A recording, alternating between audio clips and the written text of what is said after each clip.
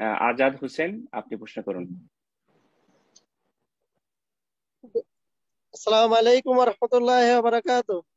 ওয়ালাইকুম আসসালাম ওয়া রাহমাতুল্লাহি ওয়া জি সম্মানিত বারাকাতুহু। সাহেব, দুবাই শারজা থেকে আজাদ হোসেন বলছিলাম। মাশাআল্লাহ, বলেন। সাহেব, আমার প্রশ্ন হলো মসজিদ তৈরি করার ফজিলত ও দান করার ফজিলত বিষয় নিয়ে। মসজিদ তৈরি করার ফজিলত আর দান, মসজিদে দান করার ফজিলত।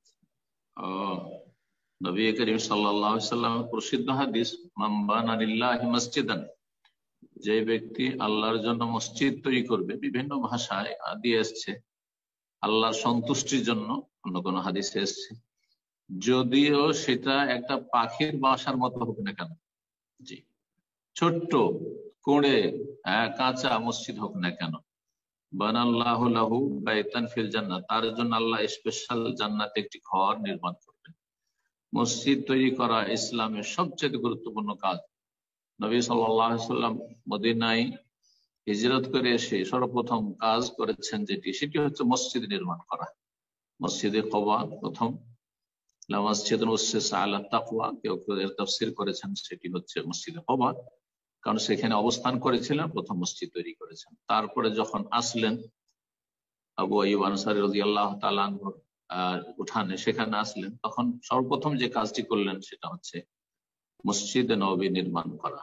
জি, এই জন্য এটি অত্যন্ত গুরুত্বপূর্ণ কাজ, এবং এই কাজটি ফারজে কেফায়া, এর হুকুম হচ্ছে ফারজে কেফায়া। মুসলিম উম্মার ওপর প্রত্যেক এলাকায়, প্রত্যেক গ্রামের মানুষের ফরজ যে তাদের গ্রামে কমপক্ষে একটি মসজিদ থাকবে, যাতে বা জামাত পুরুষরা সালাত আদায় করতে পারবে।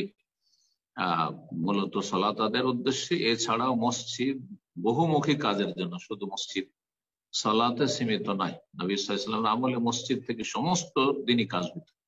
মসজিদই ছিল মাদ্রাসা, মসজিদই ছিল আপনার স্কুল, কলেজ, ইউনিভার্সিটি, আদালত।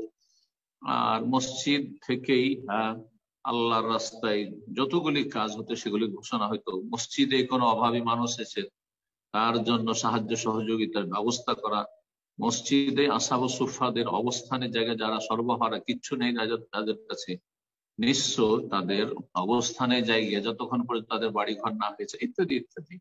জি, আল্লাহ রাব্বুল আলামিন যেন এইরকম ভালো কাজে সকল মুসলিমকে অংশ নেওয়ার তৌফিক দান করে। যথাসাধ্য মুসলিমদের টাকা পয়সা দিয়ে মসজিদ তৈরি, কাফেরদের দ্বারস্থ কখন হবেন না, কারণ তাদের কাছ থেকে যদি আজকে নেন, কালকে তারা নিজের চার্চ তৈরির জন্য, নিজের মন্দির তৈরির জন্য যখন পয়সা চাইবে, পূজার জন্য পয়সা চাইবে, তখন কি করবেন? চক্ষু লজ্জা।